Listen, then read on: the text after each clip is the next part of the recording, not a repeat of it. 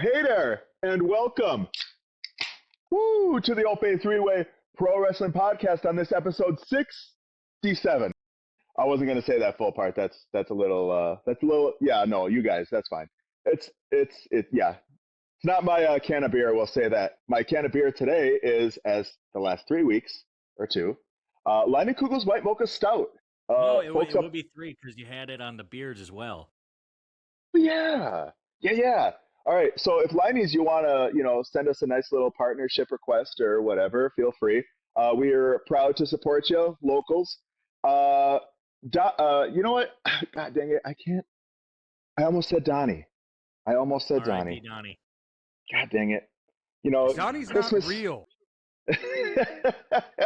Christmas time, it's a week away. It gets you thinking about the ones you like, love, depending. But listen, I see you there, Pierce. How the hell are you, bud? Well, I gotta do it right. Nailed it. I'm doing good, and it is the Ope-Eh three-way. We don't have an A, but we do have an extra Ope today. Wellsmania is finally joining us. This guy, I love it. Hey, you know what? I'm just honored and privileged to be a part of the Ope-Eh three-way podcast. I love you both. You guys have run wild on my podcast, so it's only fitting that I come and show my face on your guys' podcast. And I'm filling in for Donnie, the imaginary third member to your guys' faction, who I still do not believe is a real person. Well, he did. And my proof is still running wild because he's not here. He did tweet you from his personal account that one time. Yeah, but anybody can make up an account. Yeah, and the way the AI is running wild nowadays, I've got to see Donnie in this realm of, okay, talk to me like you're a human. Prove to me that you're not an AI bot. Let me know that the algorithm is not messing with me. Until I see Donnie, he is not a real person. Donnie, you heard this, man.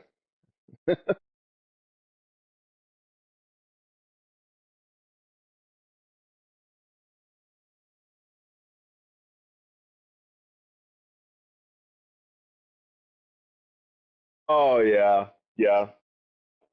From Donnie's the Mountie, and he always gets his man.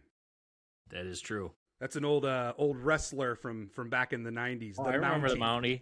Mm-hmm. Yeah, that was before my time, but I remember they had a match between the Mountie and the Big Boss Man. That was like the jailhouse match or something like that. Yes, that is a staple from my childhood right there. I wonder where the Mountie ranks on Donnie's top Canadian wrestler. In his top 5. I don't know if he makes top 3. I would hope and pray, but well, there's a top 3. He's got to be somewhere up there. That's a really good topic that you guys should have on a future episode. Is your top 10 favorite Canadian lure wrestlers. Donnie back in. That's how we get him. Come on, Donnie. We're talking Canada. Number 1. We gotta talk to him. The best there is, the best there was, and the best there ever will be. Bret the Hitman Hart. Come on now. Hard to argue that. He's I ain't gonna sit here and do it. He's on the Canadian sports Mount Rushmore. It's him, Gretzky, and then 2 other people that I can't think of right now. Right. Hockey, I'm sure. Determined later. Yes. Right, but Gretzky, I think. Had probably the biggest weekend this year as it comes, besides WrestleMania and the Royal Rumble, for professional wrestling this week. Obviously, it was John Cena's last match. People are like, I was talking to my dad about it, and he's like, he's going to come back. I was like, no, he's not. He's not. He's done. He said so. Very explicitly. There are 2 people I believe when it comes to wrestling retirements. It's Cena and it's Batista. And Batista stayed true. For sure. Yeah.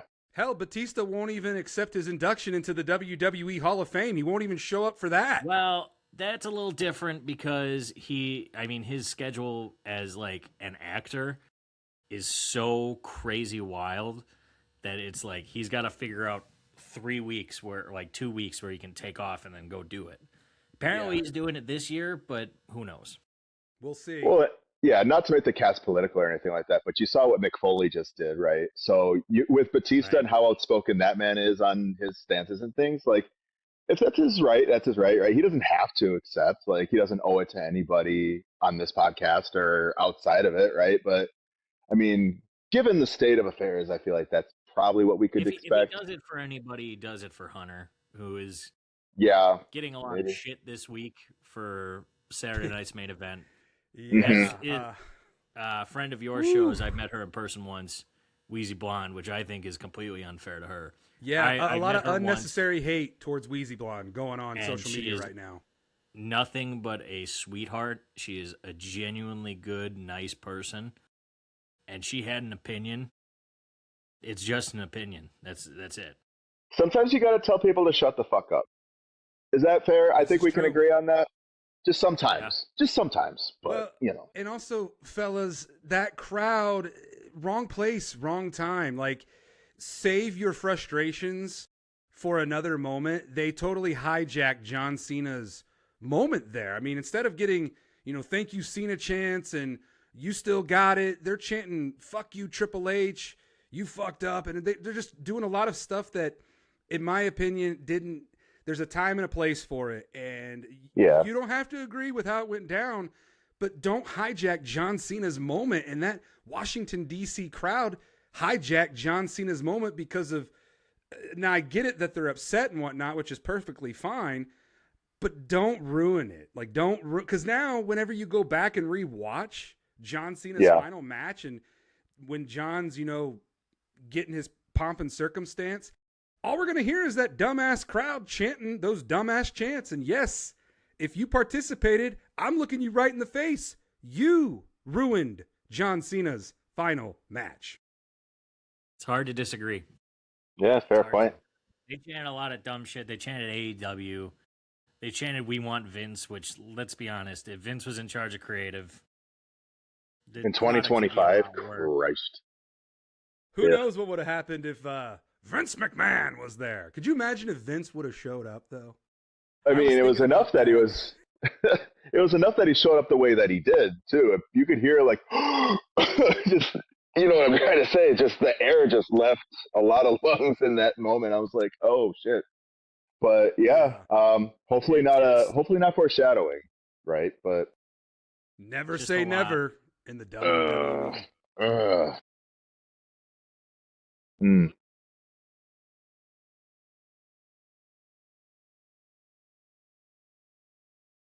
Absolutely. I'm Wellsmania. I'm the host of the most underrated wrestling podcast in the world, Wellsmania Podcast, which exclusively streams on YouTube because a lot of people think that John Cena's heel turn was the biggest heel turn of the year. Nah, it was Spotify throwing Wellsmania Podcast through the barbershop window. That's right, Spotify removed the Wellsmania Podcast from their platform due to copyright violations and whatnot. And what's really funny, fellas? John Cena getting hit with copyright violations for the time is now with the usage of the horns. Why wait 20 something years towards the end of his career to all of a sudden come out of nowhere? I mean, is Kim Schofield really hurting that bad for money? Probably. In 20 years. Yeah, it's like, why wait that long to speak up? Oh, it's because she probably realized, John Cena's final match. I should probably sue him. So we'll see what happens in that regard. But yeah, Wellsmania Podcast used to run wild on Spotify and Apple Podcasts, but unfortunately, I got removed from Spotify for creators, which also means I got pulled from Apple because they're both intertwined when I upload my episodes. Luckily, YouTube, yeah. So just be very careful with the music that you guys decide to play, because even though you might go under the radar, there are people constantly scanning to just absolutely come for you. But luckily, YouTube loves Wellsmania, and Wellsmania Podcast can be found on YouTube. So do yourself a favor, go subscribe. It's absolutely free. My goal is to get all those listeners, because I had thousands of listeners on Spotify, which sucks because I get it. Everybody likes their own platform to listen to their podcasts and whatnot. And Spotify was huge. Wellsmania was getting really big on Spotify. And I guess I got a little too big too quick. And Spotify was like, nah, there's the barbershop window. We're throwing you right through. The rug. Yeah, but I'm Wellsmania. I'm a wrestling content creator, also on TikTok. I'm on Twitter, Facebook, Instagram. I've got my own merch store on brainbustertees.com. I just dropped new merch earlier this week, just in time for the holiday season. And one last shameful plug here. Are you looking for a unique and fun Christmas gift this holiday season? Are you one of those last minute shoppers that doesn't really want to go out into the madness? Well, book Wellsmania on Cameo. That's right, Wellsmania is on Cameo. So Pierce, Brandon, if you guys want to book me and I'll do a promo for Donnie and we'll give it to him for Christmas this year. Wellsmania. I'm sure I'll love it. Cameo. It's not a bad idea. I think I pretty much covered who I am. Oh yeah, and I'm, the biggest John Cena fan of all time. I once drank a PBR with John Cena. So. Ooh.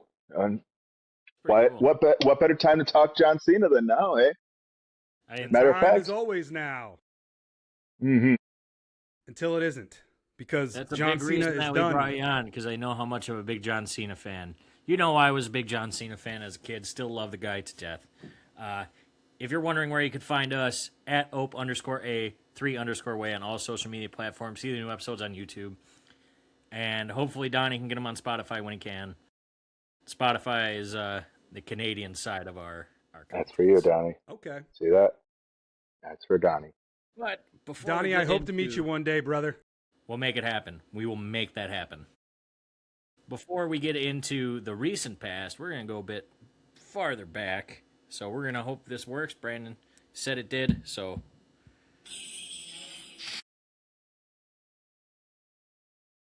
hopefully it's coming in. Last time we did this...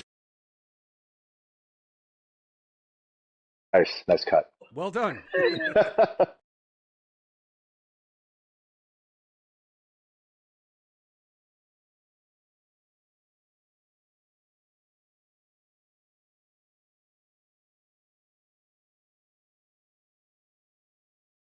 Yeah. I mean, the spectacle of watching talk about Taker try to roll. 95. Yeah, the spectacle of trying to watch Rough, Taker year. roll Mabel into a casket would have been something worth the price of admission, I feel. Agree. That's a big old casket, boys. Yeah, I Jump remember 95 WWF. I was not quite double digits yet. I believe I was 9 years old in 95. Bret Hart was a big deal, fellas. The Hitman was a big deal in the early to mid 90s before jumping ship to WCW. So, and the fact that Bret and Bulldog are related, it was always a treat to see those two either wrestle against each other or eventually join forces when they joined forces with the Hart Foundation. Mm-hmm. Absolutely. And it's a good thing you brought up WCW, because the next thing is a WCW on this day. The final ever Starrcade under the WCW umbrella, 2000.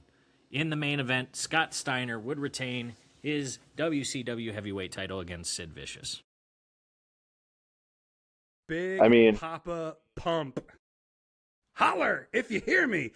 Starrcade was the shit, fellas. I mean, Starrcade was a big deal back when WCW was running wild. That was one of their biggest shows each year. And it's so wild because WCW feels like forever ago. Mm-hmm. We closed for 25 years next year. Yeah. Yeah, it's so surreal. It's like they got the channel up on YouTube that WWE put out of just, it's a live stream of his old WCW matches and cards and stuff like that. And it's so weird. Like, it's like watching old home movies. You know what I mean? Like, just stuff from yesteryear. It was a different phase in life. It was a different era in time entirely. And the further we get separated from it, and to think 25 years from the end of WCW, ECW, coming up on like the Invasion storyline and stuff, which I remember in my mind was just gigantic, because like, no way are you getting WCW, ECW, and WWE in the same ring. And it was real to me, damn it. Like, that's all I could say to that. I was 11 years old when all that was going on, and man, it was unreal. And looking back, man, like, what a legacy WCW left too. people still talk about the cruiserweights and like how WCW gave that focus, and I still beat the drum for the cruiserweights as a division, right, and as a style, and of course, Don't forget as Pierce alludes to, NWO. hmm Too sweet. Brandon, you bring up the invasion angle. It sucks because the potential for what that could have been if God, the top WCW guys would have came into WWE when the invasion angle happened, but unfortunately a lot of those guys stayed at home. Some of them went into TNA.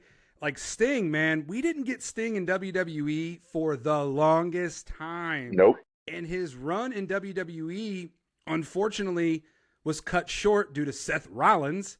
But fortunately for Stinger, he got to get back in the ring. But unfortunately for us WWE guys, it was in AEW, which actually is kind of fitting because it was AEW, TNT, yes, AEW runs on the old home of WCW. However, AEW is nowhere near what WCW was. I know a lot of AEW fans are trying so hard today to make AEW what WCW was, but unfortunately, you will never get AEW on that level of what WCW was.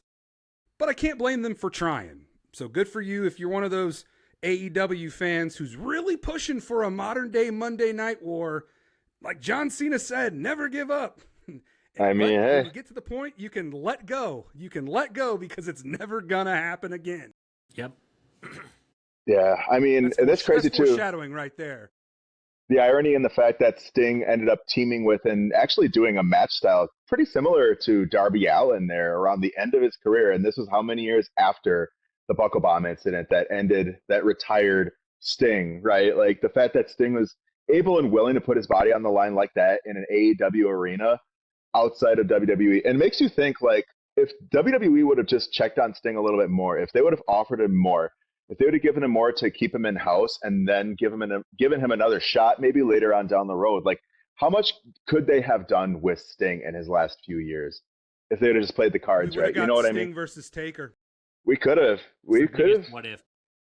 Yeah, to this point, yeah, for sure. Next to Brock, well, a little higher than Brock Batista. Yeah, the fact that we never got Sting versus Taker, I think that's one of the biggest misses in WWE history. It was right there. We had it. But of course, Triple H, he wanted that moment for himself, or at least Vince did. And they had to do WCW versus WWE in that match with the NWO teaming with Sting, which makes no fucking sense. And then making it seem that DX was on the level of NWO. Spoiler Which it wasn't. It wasn't. No disrespect to DX, fun group, but mid-card group when Michaels left. So, yeah. NWO was always the superior faction when it comes to that era of time. Even though WWF won the Monday Night War, the NWO is what made the WCW be on top for 83 weeks until the end. The NWO changed professional wrestling. Yeah. For sure. Yeah, and I think DX did back, not. we lost Hulk Hogan this year in 2025. So what I like to do towards the end of the year is I like to reflect back on the whole year as a whole. And obviously John Cena dominated 2025, but we also lost the immortal Hulk Hogan this year. He passed away earlier. And you think about how much he changed the game from the beginning when Hulkamania ran wild, and then in the 90s when he was the third man joining Scott Hall and Kevin Nash. I mean, those are two of the very pivotal moments in pro wrestling history, and without either one of them, who knows where pro wrestling would be right now. Exactly. Definitely. And finally, 2006 WWE Armageddon. We'll talk about 3 matches from this card. The main event, John Cena and Batista would defeat King, Booker, and Finlay. I think they brought John Cena on this card because they didn't think it was going to sell because John Cena was fully Raw at this point. Mm-hmm. Earlier in the show, in the second ever Inferno match, Kane defeated MVP. I cannot believe the second ever one took place in 2006 and not in the 90s. Yeah, I was kind of thinking the same thing. In a 4-way ladder match, I believe the London and Kendrick would defeat Dave Taylor and William Regal, the Hardys, and Eminem in a 4-way ladder match to retain their titles. In a match where Joey Mercury's face would fucking explode. Oh yeah, I remember that one. Yeah, Jesus Yeah. Christ. It's amazing it didn't end up worse. Like that, you think of like how something as simple as a ladder or something, anything metal that's in your house, if it shears across your face at the right angle, it's coming off. Like, and people underestimate that, I feel like sometimes, but that's why, safety first, kiddos. Yeah. And don't go jumping off of ladders, onto ladders when your friends are around those ladders because you'll It's knock a your good face off. PSA right there. Yes. Literally, his nose imploded. It's Mm-hmm. horrific. And you Mm-hmm. bring up London and Kendrick. Those two guys were a very fun, underrated tag team to watch during that era Yes. of WWE. They walked so Fraxium could run. Well put. Mm-hmm. Well put. Absolutely.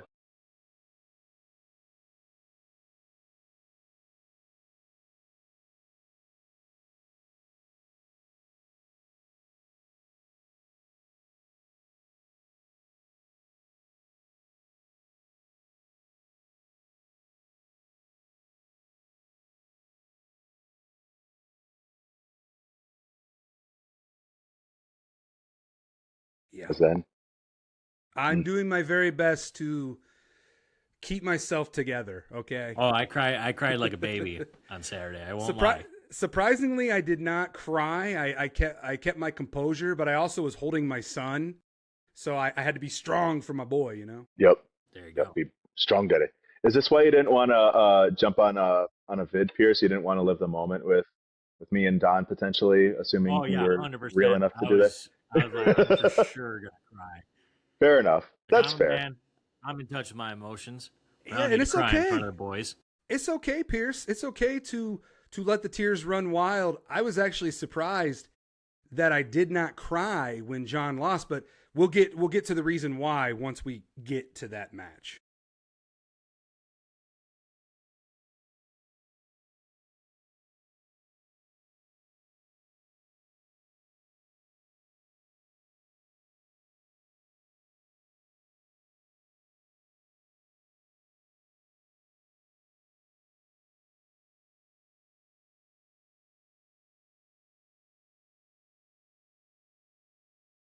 Mm-hmm. I mean that backbreaker with the cigar, that running European uppercut over the table that ripped Cody's ear open. It looked like. Yeah. And then when I Cody mean, was going for the uppercut from the floor before he could pop it off, Oba goozled him just with these murderous looking eyes, murderous intent.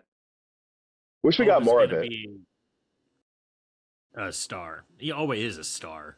He's It's gonna be main eventing Manias. it's only years. a matter of time before Obafemi gets that call up to the main roster. I think it's going to happen in 2026 next year. Fellas, you know what I want? I want a triple threat match. Give me Cody Rhodes versus Obafemi versus Drew McIntyre. And you can save it for the Royal Rumble. If you don't want to put any of those three guys in the Rumble, give us the triple threat match right there on the first PLE of 2026. That right there is a banger waiting to happen. That's Mhm. money. That money match. Big time money match right there. Yeah, I saw a lot of sparks coming off when it was Oba and Drew standing in the ring together. I'm like, that's a Haas fight I am dying to see. That is something that absolutely must occur. And Um, maybe they'll actually take Drew seriously because Jesus Christ, these past 3 months have been rough. how many title matches does this man have to lose? I don't know.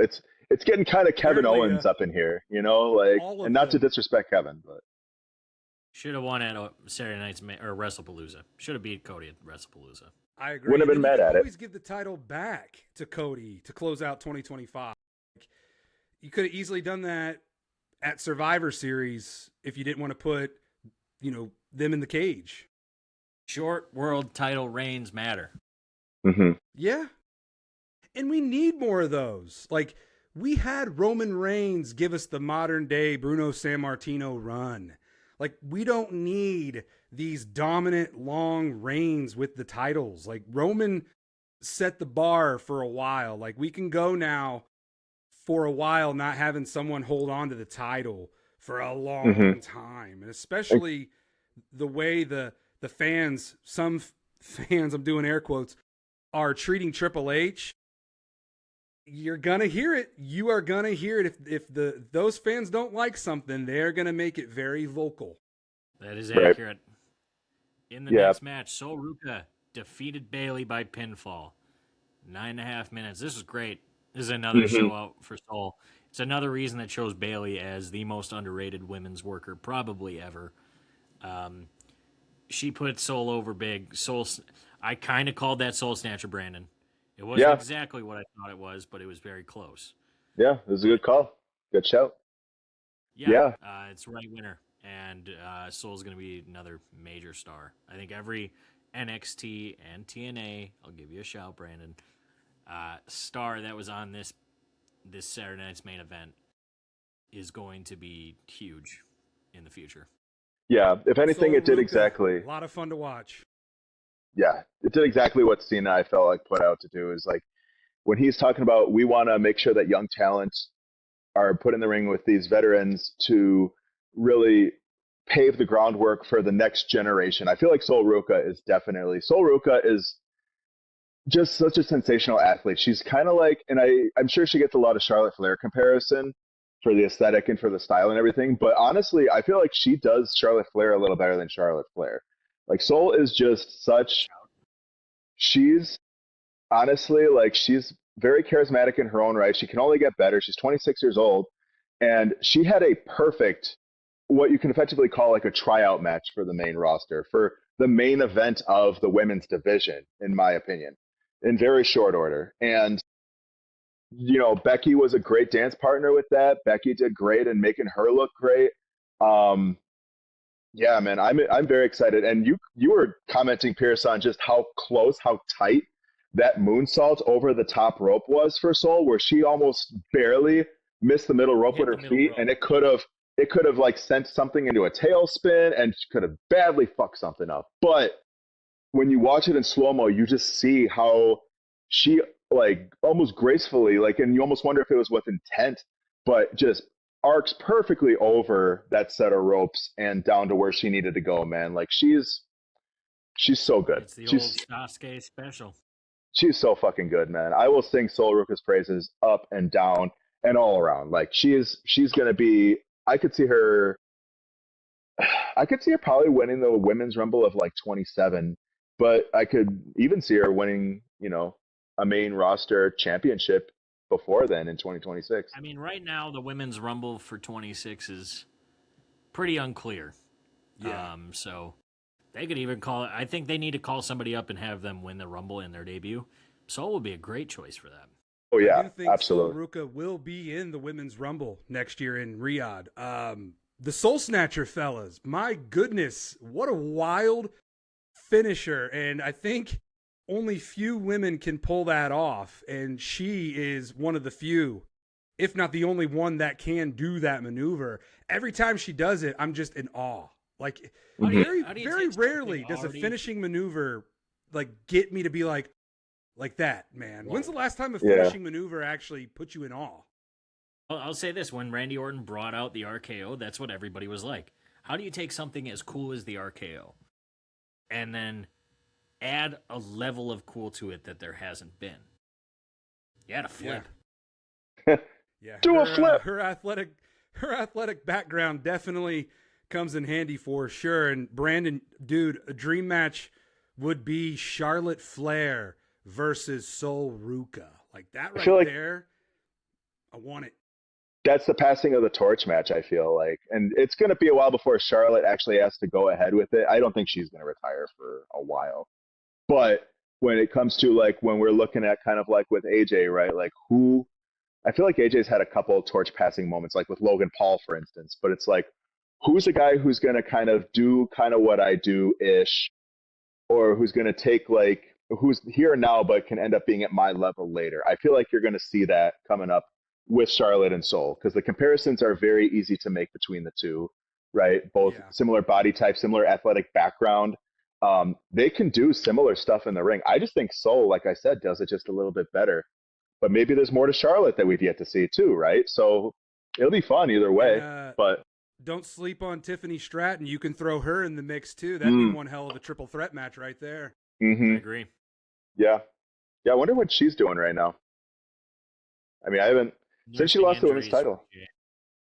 Is that what's She'll be going on? back. Yeah, She'll be yeah. back. Hopefully she comes She back booming. she's in that badass women's WrestleMania 42 promo. The, Mm, I don't think we're going to Mania this year, but these promos are nice. Yeah. hmm I was Yeah. pretty sure I was, but I think the move for us is probably going to SummerSlam because it's right down the road. You should. If my funds line up, I would love to run wild and make my debut in the state of Minnesota. Oh yeah. I've always wanted to go to the Mall of America. I've always wanted to visit Paisley Park. I'm a big Prince guy. And the Minnesota Vikings, that stadium looks really badass. So, I mean, those are three places that I would really love to check off my bucket list. hmm I've been to the U.S. Bank Stadium for a Wild game once or twice. It's pretty nice. I'm sure you'll enjoy that as a venue as well. But Minnesota in summer is Plus, not bad. we're getting a really big main event match at SummerSlam, fellas, and I'll plant the seeds for that. But it's another career ender, and I'll just leave it I'm at that sure. for now. I'm sure. And speaking of a man who is confirmed to end his career next year, AJ Styles and Dragon Lee defeated Javon Evans and Leon Slater. 6.5 minutes. Jesus Christ.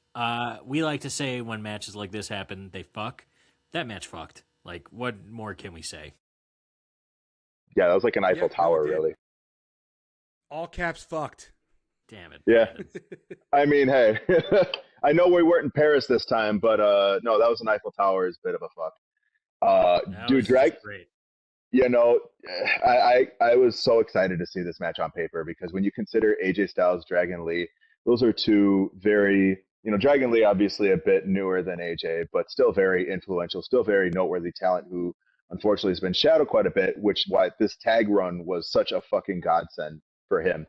And he and AJ complement each other very, very well. And then you put Javon and Leon into the mix, and big kudos for Leon Slater as TNA X Division champion being in this match, representing that brand. And Leon Representing said the it man who basically put the X Division on the map. Yeah. first ever X Division champion. Yeah. Well, and Leon It's like said it too. He's the like, past looking at the present.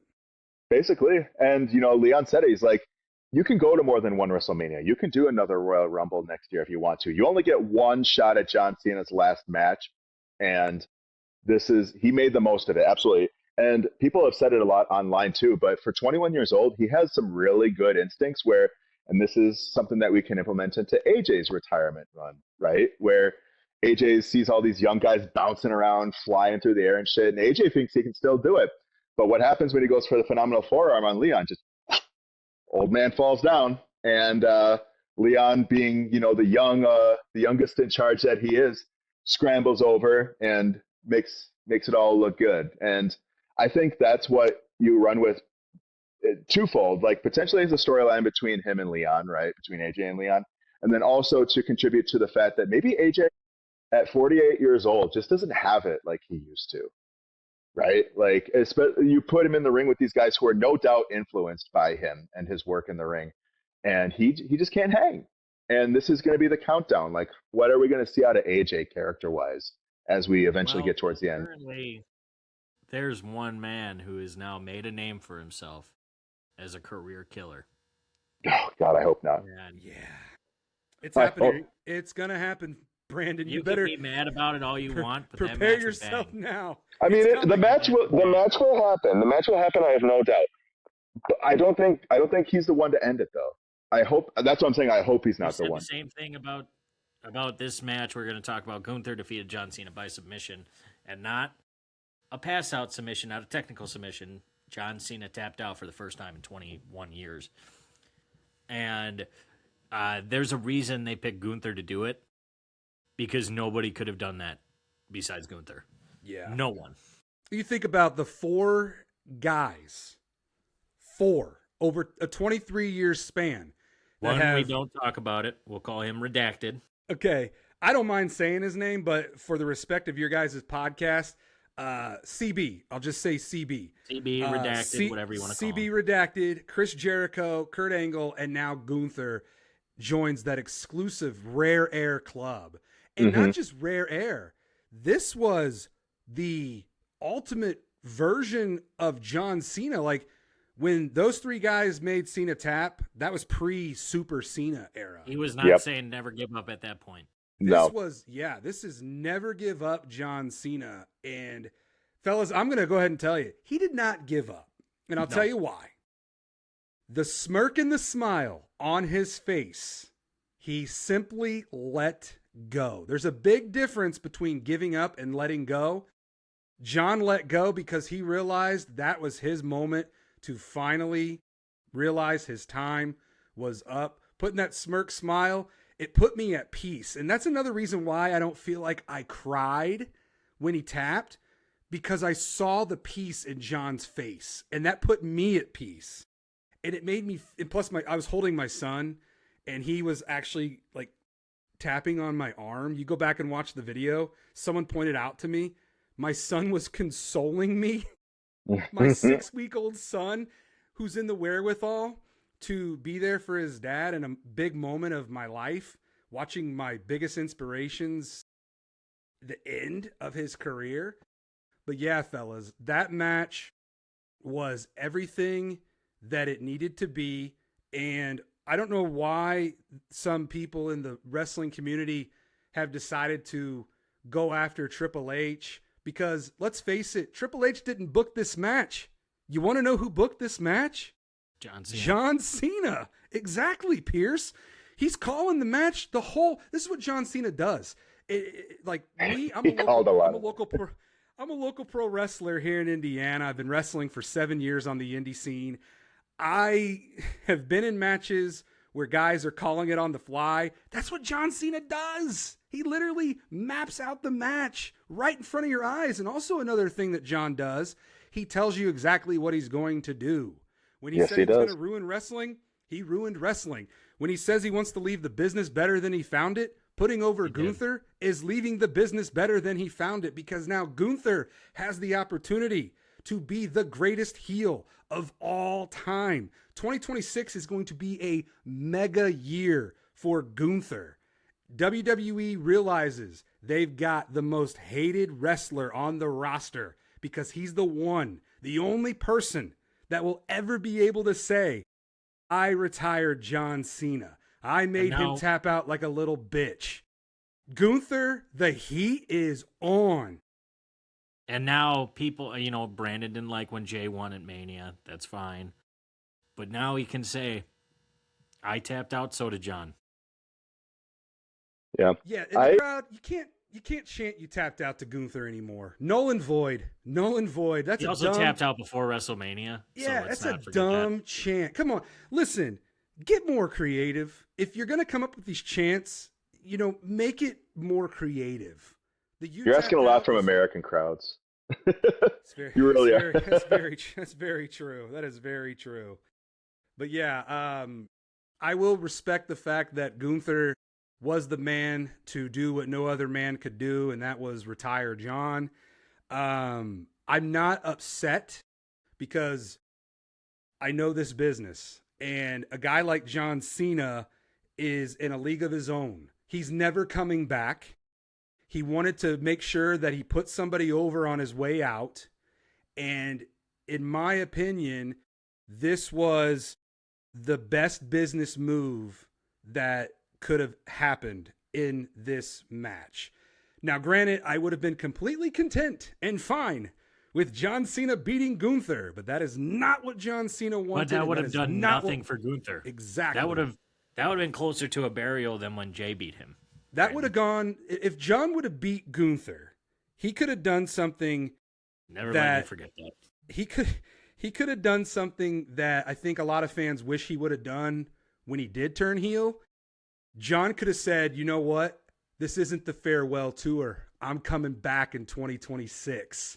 And that would have ruined it. Could you imagine? I did what I said I was going to do all along. I ruined wrestling. I'll be back in 2026. So Wellsmania, the $1,222 that you spent on all those farewell t-shirts, up yours, pal. It would have just, a lot of people were fantasy booking Dwayne coming out and being like, "You guys still have your soul." It would have just been stupid. It would have been fucking dumb. I did manifest that moment happening because I just really wanted closure with old DJ because we never got it. We never got the closure from Dwayne. Yeah, we got his off-camera, politically correct way of going about. They're so trained. That was weird. They are so trained. Just tell us the truth. Like, don't bullshit us because we can read right through your bullshit. And that's one thing that left a sour taste in my mouth is The Rock abandoning us after Chamber because we didn't get him at Mania. He should have been there at Mania. That's where he could have closed this Not chapter. Travis Scott. Just want to say that. I don't need to hear Fiend for the rest of my life. Yeah, and Travis Scott, there are rumors that he's still making his way to the ring at Allegiant Stadium. Like, that dude took forever. He did. You guys were there. He sucked out whatever hope we had left for that main event match. Like, me, the thing that saved it for me was witnessing John win number 17. But my goodness, that match just absolutely did not live up to the hype. No. Fortunately, though, SummerSlam made up for it. We got the redemption match at SummerSlam. Absolutely. So I don't throw this out there lightly. I've seen matches this year that were just great, amazing, incredible. I want to put this up there. Like, the 5-star match thing is played out. This is like a 5-star perfect match for me because it had everything you wanted. You had a heel go from here to here. He should win the Rumble this year and beat Cody at Mania. That should be the guarantee. It's not going to happen, but that's what they should do. Pivot from Cody Roman 3. You don't need that yet. You can keep that in your back pocket for whenever. You had Cena bringing everything out to try and beat this monster. I mean, I don't think I've seen more than 2 5-knuckle shuffles before, so that was interesting. An amazing entrance. Gunther's back with Symphony No. 9. That's final boss music. Yeah, that's dangerous. And then you have Cena figuring out, like, I can't do it anymore. This is what the whole tour was for. This was the perfect way. This was a picture-perfect way to end the character of John Cena by having him tap out. Because how does... It's the... What was the WrestleMania 3? The immovable force? The irresistible force meets the immovable object. That's what this was. Long live Gorilla Monsoon right there. That's what this was. The irresistible force of never give up against the immovable object of a shark in the water when he smells blood. And one of those guys is in his prime. One's not. Yeah, I'm just sad he didn't break out that cravat. I was actually looking forward to something like that. But when you consider the narrative of it, though, like it's Gunther, like he wants to make John Cena give up, and that means not necessarily breaking out like the secret weapon in your arsenal, whatever that is, right? But like just what Gunther has done for so long, so well, and just being relentless with it. Like, John thinks he's got a chance. Nope, pull him back down. Oh, he thinks he's going to come back. Nope, pull him back down. And over and over and over again. And it just really showed how badly Gunther wanted that win in the way that he got it, which adds more to his character. And it fits perfectly with him, heel or face or whatever, because he is just the ring general. He knows how to pick his targets. He knows how to wrestle to his style. My German's a little rusty. Der Ring General. Yeah, sure, something like that. Ring General. Gunther, he can never be a face, ever. This dude has to ride out the rest of his time as the top heel. Fellas, you would have run through Gunther's resume. Listen to this thing. 2-time world heavyweight champion. Intercontinental champion reign of 666 days. Greatest IC champ of all time. You cannot argue that. Eat that, honky tonk man. NXT UK champion reign of 870 days. The 2024 King of the Ring. He retired Goldberg, and he now adds retiring John Cena.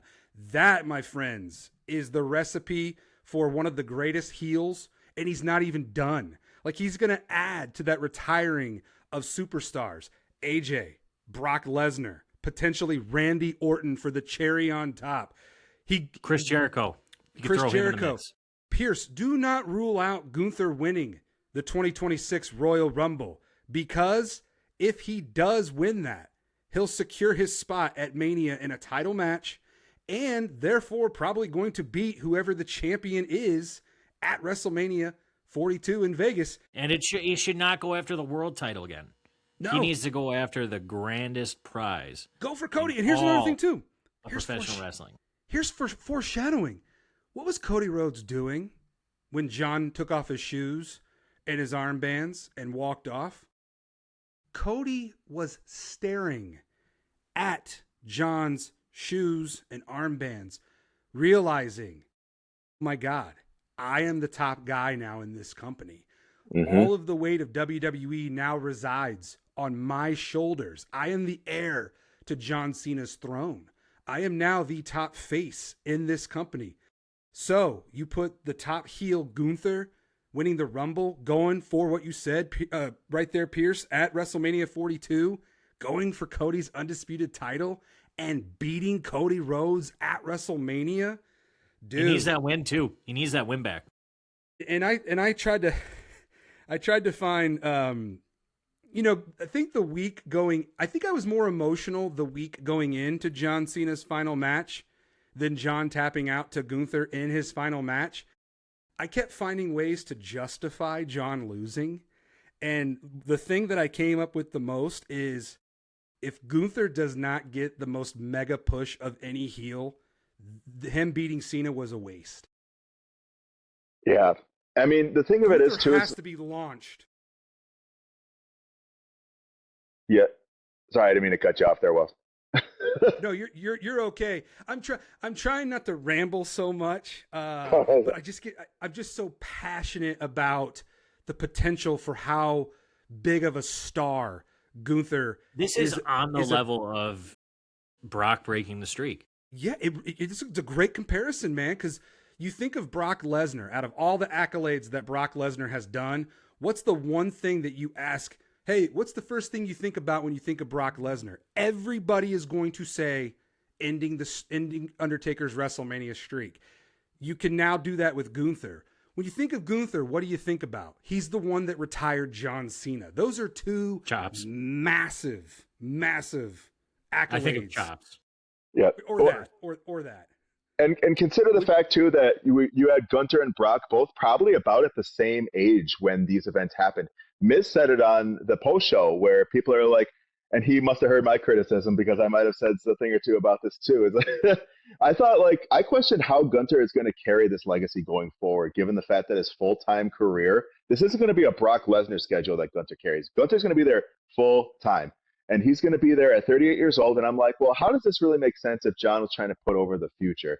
And Miz is talking all that. He must have heard that shit because he's like, Gunther's not old. Gunther is in his prime. When you consider the roster and you consider the caliber of talent in their late 30s, early to mid 40s, and consider the style that Gunther wrestles. Like, he could wrestle the way he wants to wrestle for at probably about another 8 to 10 years, I'd say. So he's got gas in the tank, and he is effectively in his prime. Like, he's in better shape now than he's ever been in his entire career. He's only been getting in better shape since he's been on the main roster. It'll be interesting to see because, and you look at like Gunther Cody too, makes perfect sense for the fact that you said it, Wells, he's got to get his win back. He's got the crown jewel that he had, not in his favor when he faced Cody that one time. He had Cody on the ropes the whole match, but then Cody weaseled one out. Can he do it again? Who's to say? But then even prior to that, you can almost consider it a trilogy because those two were, clapping each other around in the Royal Rumble a couple of years prior to that as well. And that really put a lot of thoughts in people's minds when they're like, what's it going to be like when these two like really link up? Like not in a champ versus champ match, but like in some real like heavy-handed shit. And I feel like if you have Gunther go over the Rumble this year, it's the natural succession to the feat that he just accomplished in retiring John Cena. I think the move is, and Cody may lose another Mania as a result, but I think the natural succession to beating John Cena in this is winning the Rumble like he could have done when he was back, a couple years ago. I believe at number 1 when he almost ran the gauntlet. Number 1, 1 hour and a half. Yeah, he set the record, right? Now that I think about it. So if we do not count the greatest Royal Rumble, which I do not. No, I don't think that's anybody that's a does. thing of its own. Yes. Yeah, Brandon, Gunther is 38 years old. And you think about a lot of athletes who are 38. A lot of people are like, oh, 38's, they're washed up. They're past their prime. Gunther, football, yeah. He's hitting his stride. I mean, 38 in pro wrestling at the rate that Gunther is going, the dude is right where he needs to be. And he hasn't even reached his full potential yet, which I think is the scariest part of this all. Because I mentioned this a little bit earlier. The main event for one of the nights at SummerSlam in Minnesota needs to be Gunther versus Brock Lesnar.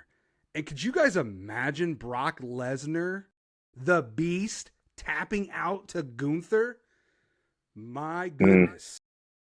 I don't think he's going to tap in that match. I don't want to fantasy book too much, but when you have the pedigree of a UFC champion and only having tapped once, you kind of got to keep that. That's what makes the holy shit. Like, that's Brock getting that's like Brock getting, you shocked everybody by beating Taker.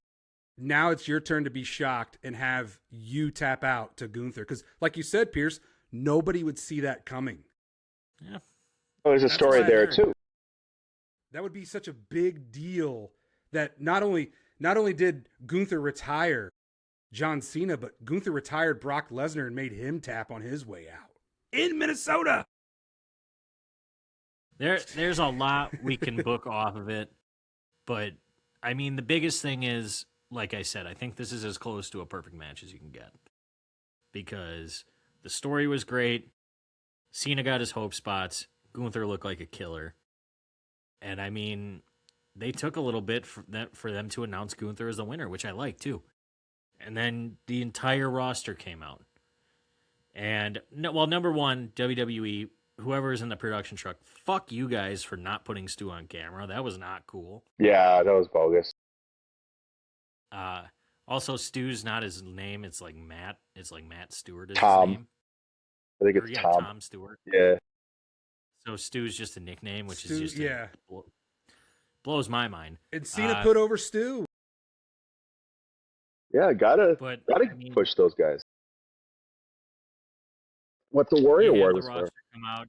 You have him put up the titles one last time. Great video package as always. Great homage to Hulk Hogan, by the way. Yeah, because they did that for Hulk. You go back 20 years ago, John and Batista did what Punk and Cody did to Cena. Cena and Batista did that to Hulk Hogan. So it was a nice full circle moment. I got the reference right away. I was like, oh my God, they're paying homage to Hulk Hogan right here, which I'm a big Hulk Hogan guy. Then, now, forever. I get that Hulk made some mistakes along the way. Terry Bollea and Hulk Hogan are different people. Yes, but Hulk Hogan, the character, they're just something about it was magical, man. Hulkamania running wild. There was nothing like it. And then John Cena, oh my God, man. Just looking back how blessed we have been as wrestling fans, from Hulk Hogan to John Cena and everything in between. What a great time to be alive. What a great time to be a pro wrestling fan. So that's why I just wish that fans would remember that that's what you are. We all started out as fans, and I feel like a lot of people lose sight of that, and they're more, I want to criticize. When things don't go my way, when I don't get what I want, I'm going to go to social media and just bash the product. I don't operate like that. I'm not built that way. I embrace the moment. And a lot of people wanted me to live stream because I go on my Wellsmania TikTok and I do watch alongs. Yeah, I hop in there every now and then. Yeah, you come in there, you run wild with me. It's always much appreciated for giving me your time. Everybody kept asking me, Wellsmania, why aren't you live? Because I want to fully embrace this moment. This is it. I don't want to be distracted. No offense to anybody. I don't want to be distracted except for John Cena and Gunther. I wanted all my attention, all my energy, all my passion to be focused on that match because I know what you both know. That was it. That was John Cena's final match. No matter how it ended, that was it. And I really just wanted to embrace however much time that John and Gunther gave us. I wanted to make sure that I lost myself. About 25 minutes. For 25 minutes of my life, I wanted to lose myself in the moment. Because at the end of the day, we are all fans. And that's why I just don't understand why people feel like they just have to go after a Wheezy Blonde or a Stone Pain Productions and just bash them for how they feel. I don't get why people have to be so toxic and negative.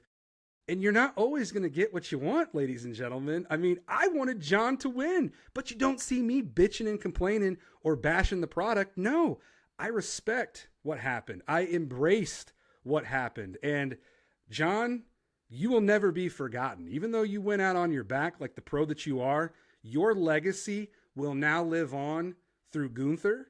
It will live on for all of us who are still going to watch the product after you.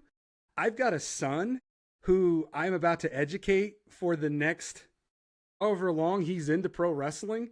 I can't wait to go back and show him all of those matches that John has had over the past 23 years. I believe there's a Dr. Seuss quote that nails it. It's, don't be sad that it's over, smile because it happened.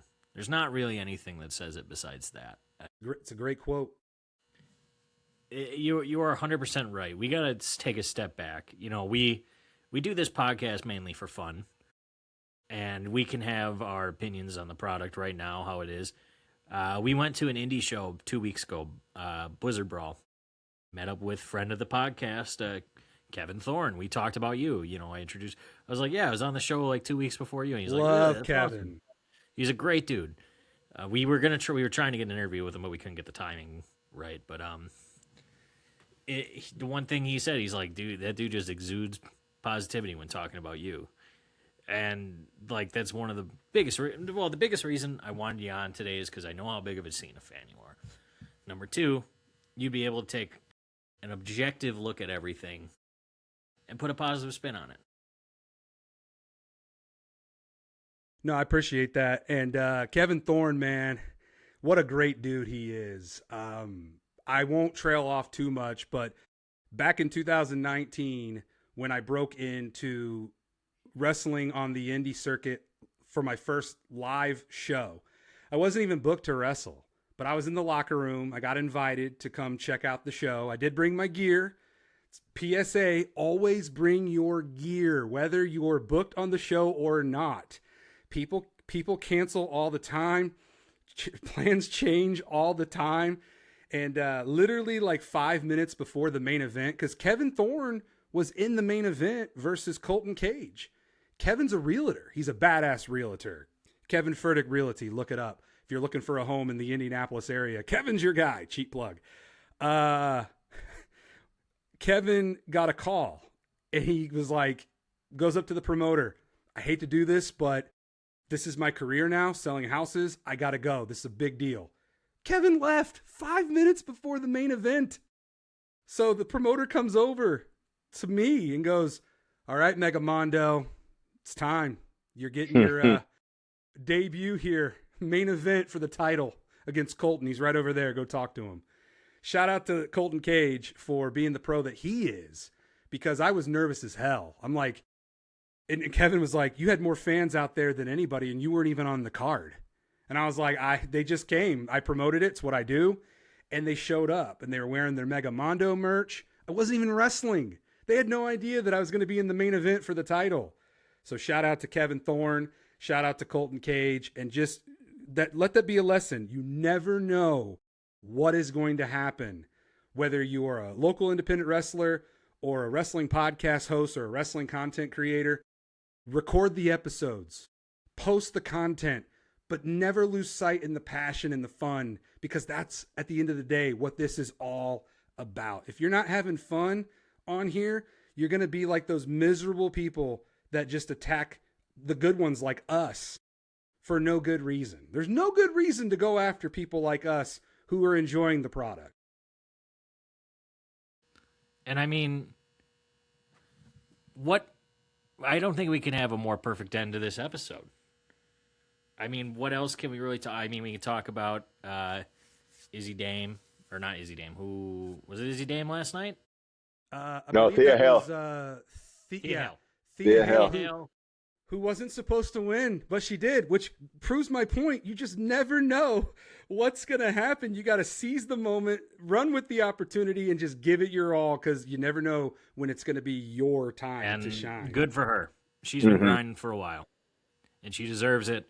Even if it was an accident, the pivot from what they had to do is perfect. Wells, thank you so much for joining us, man. It's a long time coming. We will get you on when Donnie is back. That is a guarantee. Well, the stars will align. I love, and Donnie, I know you're watching. I'm just ribbing you, bro. I know you are real, but for kayfabe purposes, you are not real. You are not real. Got to keep it alive. Kayfabe is alive. I really don't. I just don't want Donnie to think that I really don't think he's a real person. I do think he is a real person. He knows you're joking and he enjoys it. So we talk about it in Discord every now and then. It's like, he's just like, this motherfucker. Yeah. But Brandon, Pierce, no, I love you guys. I appreciate you both for having me on. Ope-Eh Three-Way Podcast is one of my favorite podcasts, and it's going to really take off in 2026. Big things are coming your guys' way. You're going to have big name guests. You're going to have all sorts of success in 2026ks. And we want those press passes, WWE. Oh, yeah. You're going to get them. Or at least AEW, like shit. Yo. Something. You are going to get them and so much more. 2026 is going to be the best year of your guys' life. I'm calling it right now. I thought about you both earlier today because my wife is a big fan of That 70s Show, which takes place in Wisconsin. And, it is shockingly accurate to Wisconsin culture. I was going to ask, how is that a good representation of Wisconsinites? Yes. In The Neighbor, I'm Bob, I'm spacing what it, Pinciotti. Whenever Brandon does the, oh, hey there. Whenever Bob comes on the screen, he's like, hey there, hi there, ho there. Is that another Wisconsin thing? It's kind of a northern Wisconsin thing. I mean, yeah. I mean, when I do my TikToks, I definitely do the oh, hey there's to start them off. But, like, it's definitely a northern Wisconsin thing. I mean, it blends down. You know what I mean? Like, you get a lot of folks, like, who come down here to live and, you know, from Door County or wherever, like if it's starting to get not as profitable, shall we say, because it's kind of a tourist economy up there, right? But you get a lot of folks from, you know, the Northwoods line there who will come down for their opportunities, and they'll bring their little nasally accents there and their you betchas and your old haters, as we like to put out there. I borrow a lot from my I borrow a lot from my uncle, actually. I have an uncle who lives up in the Door County area, right in the thumb of the state there, by the tip. And he's got you think my accent gets a little thick, like, whoa, brother. It's rich. I will say that. He makes you look like you're not even from Wisconsin.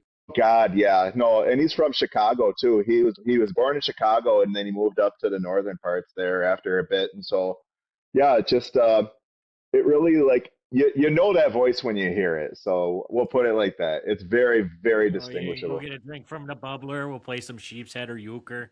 Yep.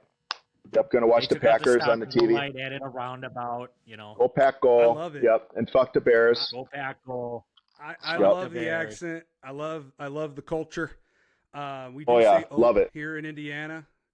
And every once in a while, I don't know how often you guys see when I pay homage to you, but I will start some of my TikToks by just saying, "Oh, hey there," and I'll get like I know you did for when we talked about Survivor Series. I appreciated that. I'll do my best Brandon impression because Brandon, man, he gets all up in the camera's face, and I love it. It's like become your thing. It's become like your gimmick. And so gotta have a gimmick, brother. You're the gimmick, brother.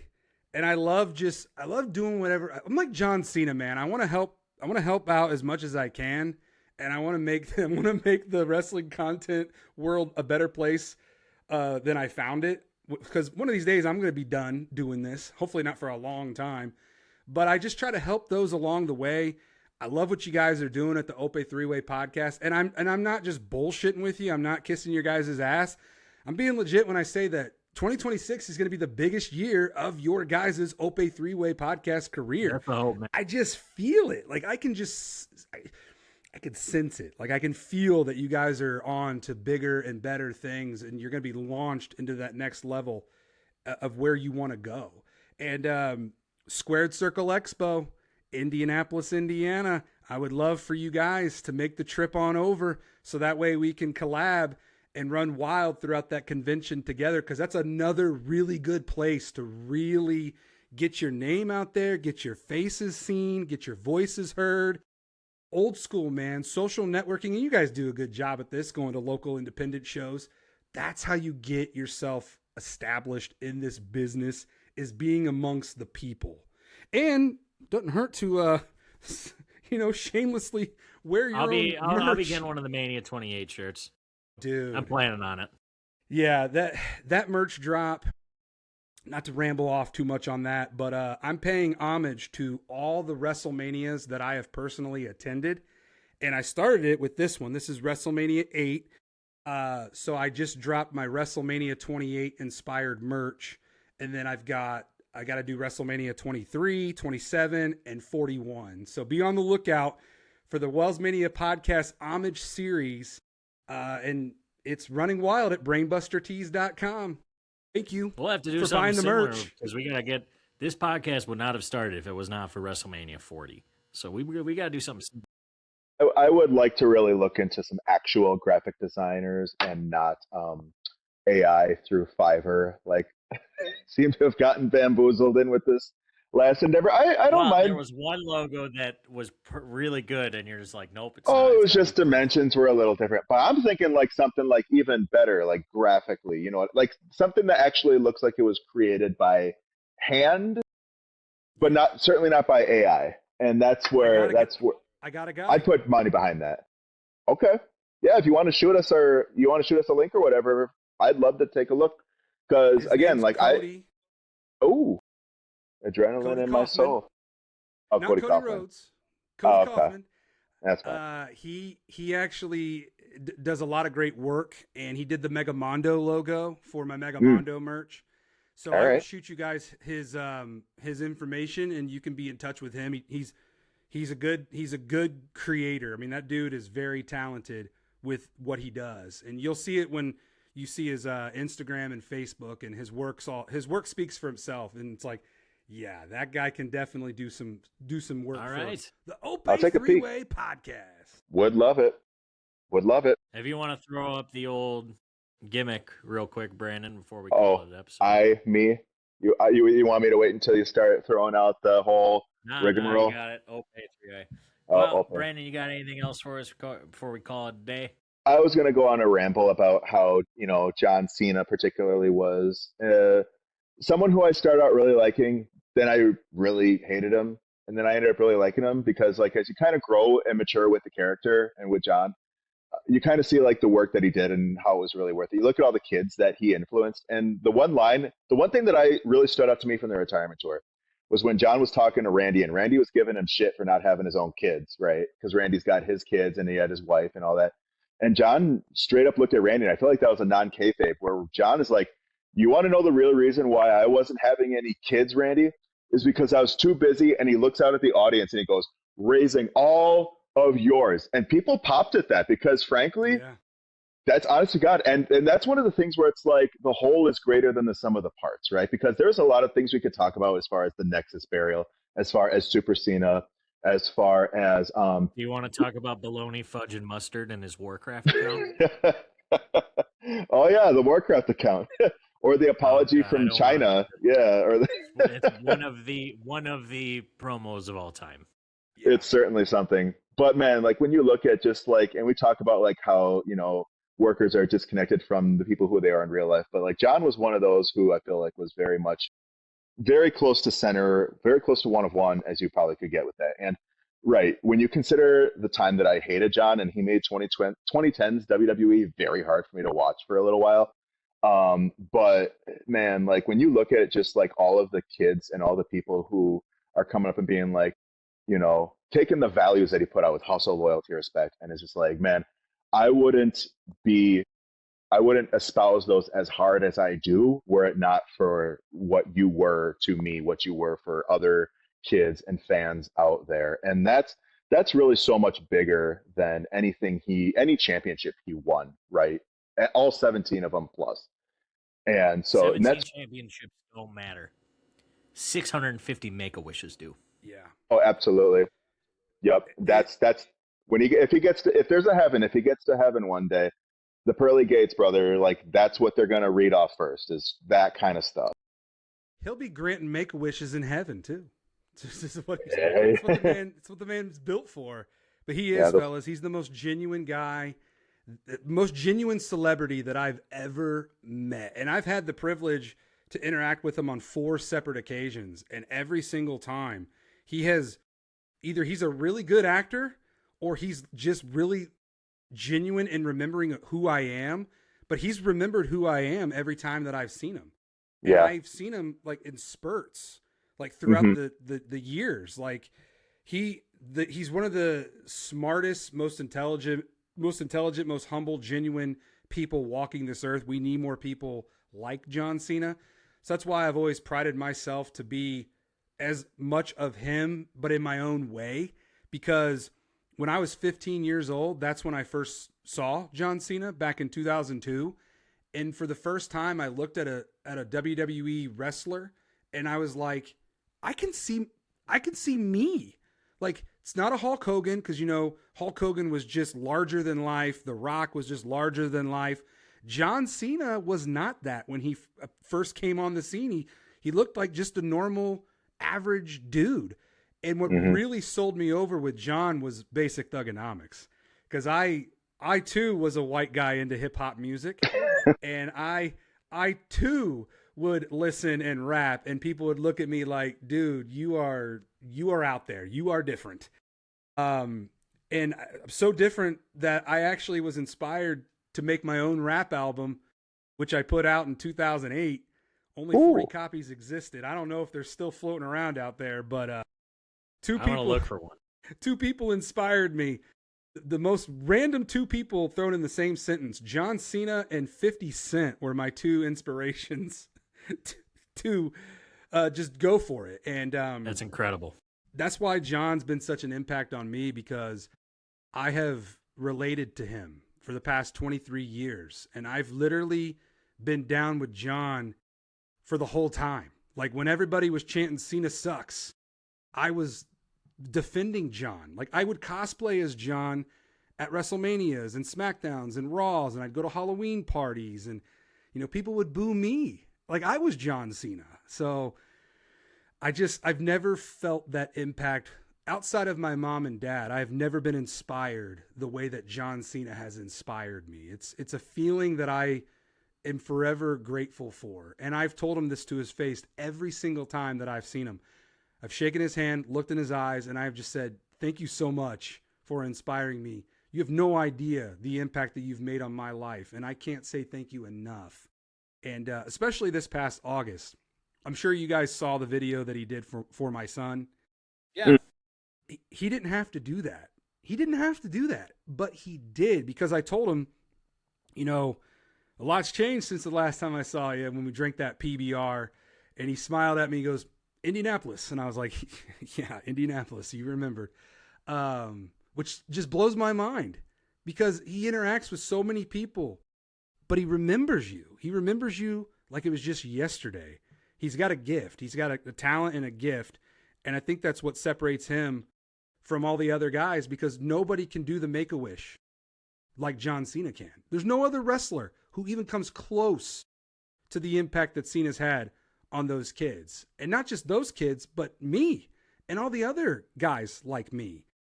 But man, Cena doing that video for my son, shaking my hand, looking me in the eye and say, "You're going to make a great dad." Just hearing John Cena say that to me meant everything. And then cutting the promo for my son Theo, who will watch that video here in the next 5 years after I've shown him all of John Cena's matches, be like, "Oh, this is the guy. This is the guy." So the full circle moment is one day for my son to meet John Cena. That's the full circle goal moment somewhere down the road. So John's got nothing but time now. He'll go make movies and stuff, but I feel like John will probably make a lot more appearances at like conventions and just really giving back, and especially with WWE. I mean, he's going to pop up. He's going to help mentor the younger generation. Like John, physically is done wrestling, but he's nowhere near done with the impact that he'll still have in pro wrestling. And for that, John, I say thank you. Thank you, Cena, for everything. Mm-hmm. I mean, yeah, thank you, Cena. My favorite growing up, one of my favorites of all time. There's one GOAT. It's John. And with that, this is your favorite podcast saying, thanks for stopping in the Ope-Eh 3-Way. Have a beer on us, and we will see you next time. Have a great night.